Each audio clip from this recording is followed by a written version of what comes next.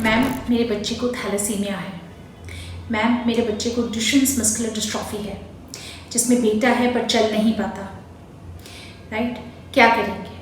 पहले से मालूम है कि माँ बाप में कोई जीन है जिससे कि बच्चे को एबनॉर्मलिटी आ सकती है, या परिवार में कोई जीन है जिससे कि बच्चे में एबनॉर्मलिटी आ सकती है।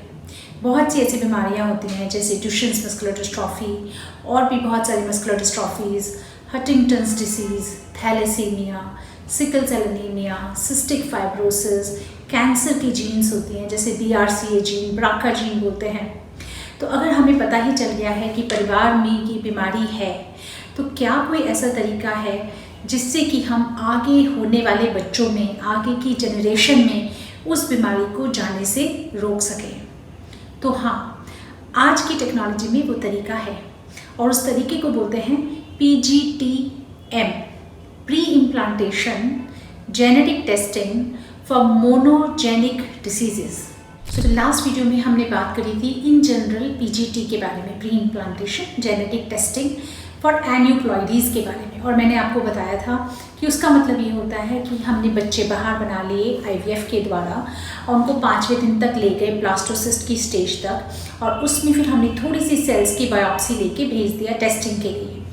राइट, और उसमें हम देख रहे हैं कि 23 पेयर्स ऑफ क्रोमोसोम्स हैं या नहीं। तो क्रोमोसोम्स की गिनती हम कर रहे हैं कि वो टोटल 46 क्रोमोसोम है कि 45 है कि 47 है, उसको बोला जाता है PGT-A। और जैसे मैंने पिछले वीडियो में भी एक्सप्लेन किया था कि वो क्रोमोसोम्स ऐसे मान लीजिए कि किताब है, उस किताब में करोड़ों अक्षर हैं।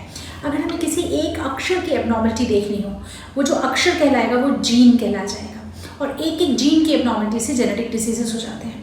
अगर हमें कहीं को एक जीन टेस्ट करनी हो इन करोड़ों जीन्स के बीच में, तो उसे कहते हैं PGT-M फॉर मोनोजेनिक डिसीजेज, जिसमें हमें एक जीन मालूम है कि ये जीन इस फैमिली में एबनॉर्मल है, तो हम बच्चों को उस जीन के लिए टेस्ट कर सकते हैं। राइट, कैसे किया जाता है? जैसे मान लिया हस्बैंड वाइफ है, हमें पता है दोनों के अंदर थैलेसीमिया की जीन है। थैलेसीमिया में इसलिए कह रही हूँ कि it is so common in India. In fact her couple को प्रेगनेंसी प्लान करने से पहले ही थैलेसीमिया जीन की स्क्रीनिंग करानी चाहिए। It is a part of the normal pre conception testing. तो बाई चांस कुछ ऐसा हो गया कि दो ऐसे लोगों की शादी हो गई जिनमें दोनों में थैलेसीमिया जीन है, तो बच्चे को बहुत मेजर थैलेसीमिया हो सकता है जो कि लाइफ के साथ कंपैटिबल नहीं होता। उसमें बच्चे की लाइफ नरक बन जाती है, उसको बार बार ब्लड चढ़ाने पड़ते हैं। तो अगर हमें पता चल ही गया है कि दोनों माँ बाप में है, तो हम बच्चे बाहर बना सकते हैं और उन बच्चों को हम टेस्ट कर सकते हैं कि किस में वो दोनों जीन गई हैं, यानी कि कौन बच्चा है जो बीमार हो सकता है और कौन बच्चा है जो नॉर्मल है, जो बीमार नहीं होगा। तो वो बच्चे हमने बाहर बना लिए और जो नॉर्मल बच्चा है वो हम ट्रांसफ़र कर सकते हैं। इसे कहते हैं PGT-M। तो अगर आपके परिवार में भी कोई बीमारी है या आपको भी पहले कभी कोई बीमारी डायग्नोज हो चुकी है कि ये जीन आपके अंदर है, तो आपको IVF स्पेशलिस्ट से मिलना चाहिए और उनसे PGT के बारे में सब कुछ ध्यान से समझना चाहिए। ये टेक्नोलॉजी है जो बहुत ही वरदान की तरह है।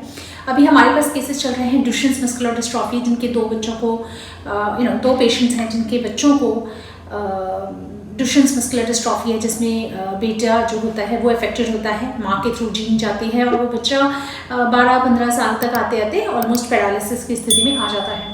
तो माँ से वो जीन ट्रांसमिट होती है, एक्स लिंक्ड होता है। तो अब हम ये है कि जो बच्चे हमने पहले ही बना लें और पहले ही देख लें कि किस में जीन गई है और नहीं गई है, तो ऐसे केसेस में हम अनअफेक्टेड बच्चे को पैदा कराने में हेल्प कर सकते हैं।